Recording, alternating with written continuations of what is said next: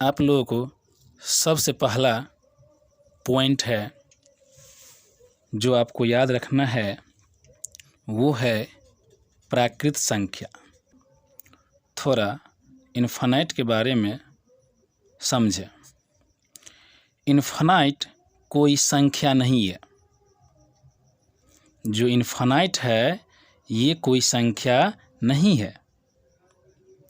Infinite का मतलब होता है अपरिभाषित, अपरिभाषित का मतलब होता है अनंत। यानी गिनती की संख्या को प्राकृतिक संख्या कहते हैं ना।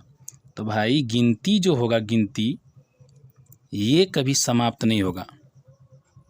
गिनती तुम करते जाओ, करोड़ आएगा, अरब आएगा, खरब आएगा, उसमें एक बढ़ाते जाओ, गिनती कभी अंत नहीं होगा। इसीलिए इसको इनफाइनाइट कहा गया है। ये कोई संख्या नहीं है, ये ओनली फॉर अपरिभाषित संख्या है ये। ओके, चलिए अब दूसरा पॉइंट पढ़िए आप। जो प्राकृतिक संख्या है उसी से पहले अगर जीरो को शामिल कर दे तो पूर्ण संख्या का निर्माण हो जाएगा। डियर स्टूडेंट्स, जो प्राकृतिक संख्याएं हैं 1 2 3 4, उससे पहले अगर हम जीरो को शामिल कर दे, इससे पहले अगर जीरो को हम शामिल कर दे तो ये पूर्ण संख्या कहलाएगा। कोई दिक्कत? गिनती की संख्या को प्राकृतिक संख्या कहते हैं। हम गिनती 1 से शुरू करते उसी को प्राकृतिक संख्या करते हैं। गिनती के पहले जीरो शामिल कर देंगे तो पूर्ण संख्या कहलाएगा। यहाँ पे आपको कुछ एक नोट याद रखना है। सबसे छोटी प्राकृतिक संख्या 1, सबसे छोटी पूर्ण संख्या 0। ओके, चलिए इसके आगे तीसरा पॉइंट पढ़ते हैं। तीसरा पॉइंट हमको याद रखना है पूर्णांक संख्याएं। डियर स्टूडेंट्स, अब पूर्ण संख्या को याद कीजिए। देखिए, हम आपको बताए थे पूर्ण संख्या 0 से स्टार्ट होता है। तो यही पूर्ण संख्या जो है इसमें धन और ऋण का चिन्ह लगाएंगे हम लोग। पढ़िए क्या लिखे हैं। जब पूर्ण संख्याओं के समूह को धनात्मक और ऋणात्मक चिन्हों के साथ दर्शाया जाता है तो पूर्णांक संख्या कहलाती है।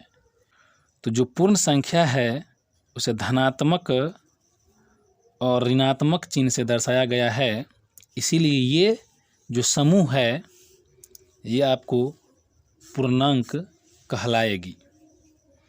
ये आपका पॉजिटिव इंटीगर्स, ये आपका पॉजिटिव इंटीगर्स और ये आपका निगेटिव इंटीगर्स। यानी ये धनात्मक पूर्णांक जो 0 से बड़ा होगा वो धनात्मक पूर्णांक, जो 0 से छोटा होगा वो ऋणात्मक पूर्णांक कहलाएगा। तो यहाँ पे आपको नोट एक यहाँ भी आपको याद रखना है। देखिए, नोट नंबर 1, सबसे बड़ी ऋणात्मक पूर्णांक, सबसे बड़ी ऋणात्मक पूर्णांक जो सबसे छोटा होगा निगेटिव माइनस में, वो सबसे बड़ी ऋणात्मक पूर्णांक होगा। सबसे छोटी धनात्मक पूर्णांक, भाई सबसे छोटी धनात्मक पूर्णांक तो 1 होगा।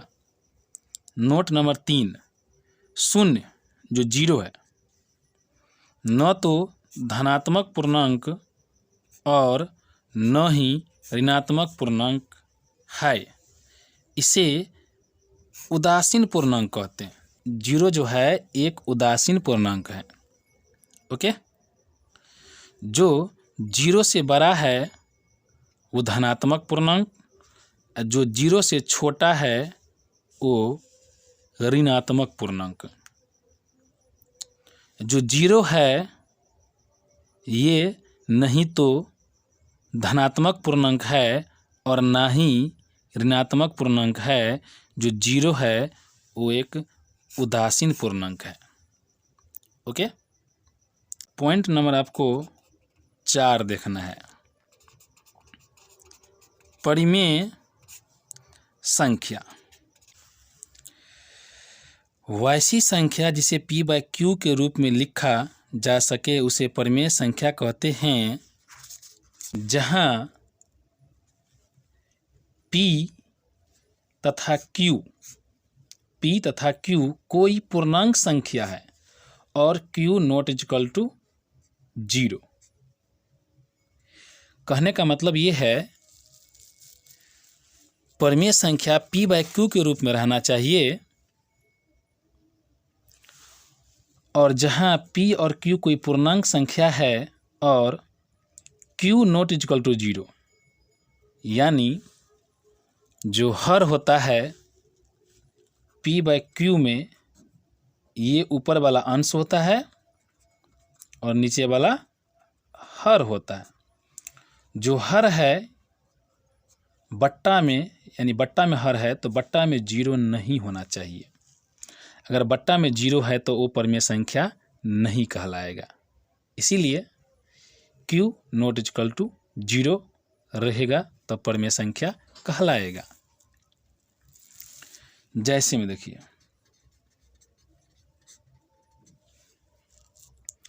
1/3 p/q के रूप में है, ये परिमेय संख्या है। 22/7 ये पाई का वैल्यू है, ये पाई का वैल्यू है, ये परिमेय संख्या है। इसके बारे में भी थोड़ा हम चर्चा करेंगे, थोड़ा आगे बढ़िए। इसके बाद -8/9 ये भी जो निगेटिव में है ये भी परिमेय संख्या हो सकता है, क्योंकि ये आपका बट्टा में 0 नहीं है, बट्टा में 9 है, इसीलिए ये भी परिमेय संख्या हो सकता है। 0.6 ये भी परिमेय संख्या है। 0.73 ये भी परिमेय संख्या है। और इतना ही नहीं, 0 भी परिमेय संख्या है। जो -7, 11 जो सिंगल संख्या में है, इसके बट्टा में कुछ नहीं है तो 1 है, कुछ नहीं है तो 1 है, कुछ नहीं है तो 1 है, इसीलिए ये भी परिमेय संख्या है। चलिए 5वां पॉइंट देखिए। देखो वैसी संख्याएं जिसे p/q के रूप में नहीं लिखा जा सके अपरिमेय संख्या कहलाती है। डियर स्टूडेंट्स, जो परिमेय संख्या था, जो परिमेय संख्या है, इसे हम p/q के रूप में लिख सकते हैं, लेकिन जो आपको अपरिमेय संख्या है, जो अपरिमेय संख्या है, उसे हम p/q के रूप में नहीं लिख सकते हैं। तो अपरिमेय संख्या को हम लिखेंगे कहाँ? तो ये होगा रूट में। तो √2 2√5 11 √11 √7 पाई etc। डियर स्टूडेंट्स, जो अपरिमेय संख्या है वो रूट में रहेगा,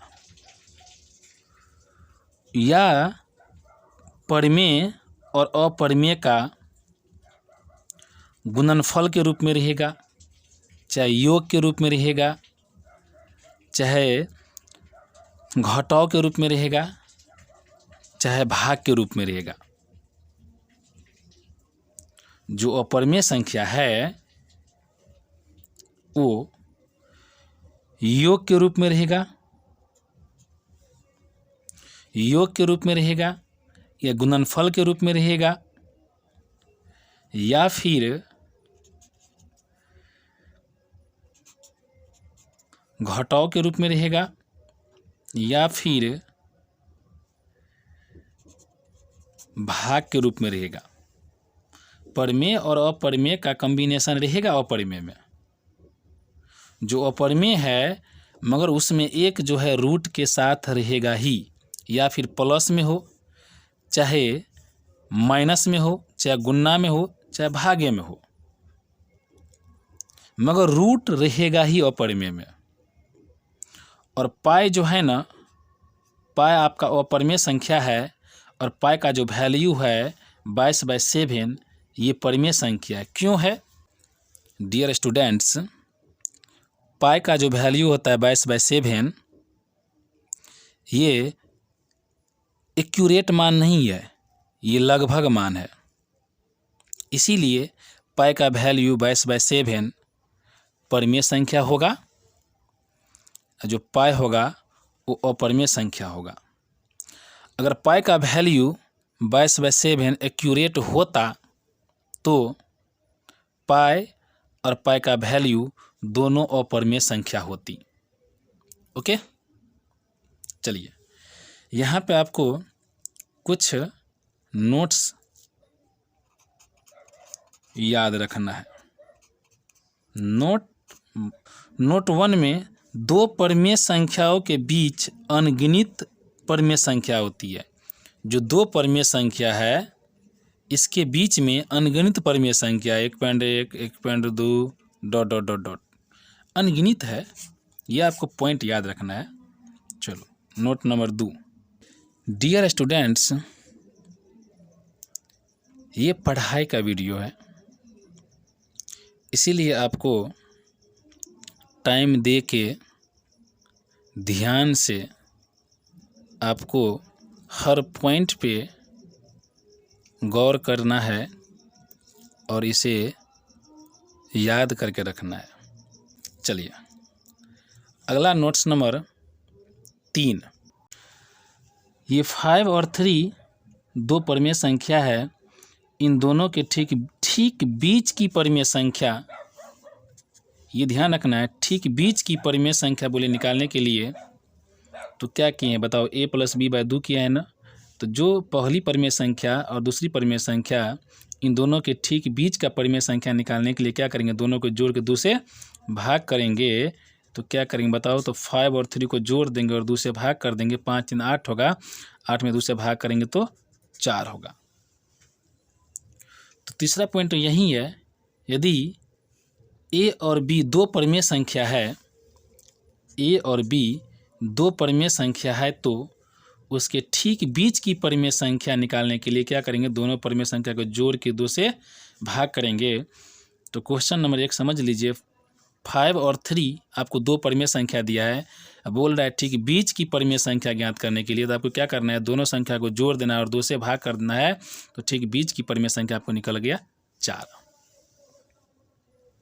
ओके, नोट नंबर 4। ये नोट्स आपको याद रखना है। दो अपरिमेय संख्याओं के बीच अनगिनत, दो अपरिमेय संख्याओं के बीच, आपको हम नोट नंबर 1 में क्या बताए थे? दो परिमेय संख्याओं के बीच अनगिनत परिमेय संख्या होती है, बताए थे। लेकिन यहाँ पे आपको देखना होगा, दो अपरिमेय संख्याओं के बीच अनगिनत अपरिमेय संख्याएं और परिमेय संख्या होती है। यहाँ पे अपरिमेय और परिमेय दोनों होगा। Note number 5। नोट नंबर 5, दो अपरिमेय संख्याओं है डियर, दो अपरिमेय संख्याओं है का गुणनफल परिमेय तथा अपरिमेय कुछ भी हो सकता है। दो अपरिमेय संख्या लो, जैसे देखो √2 × √3, ये √2 ये भी अपरिमेय संख्या है और √3 ये भी अपरिमेय संख्या है। दोनों अपरिमेय संख्या का गुणनफल एक अपरिमेय संख्या होगा। देखो भाई, दो अपरिमेय संख्या है, उसका गुणनफल यहाँ पे अपरिमेय संख्या आ गया। जो 6 है ये तुम्हारा अपरिमेय संख्या है।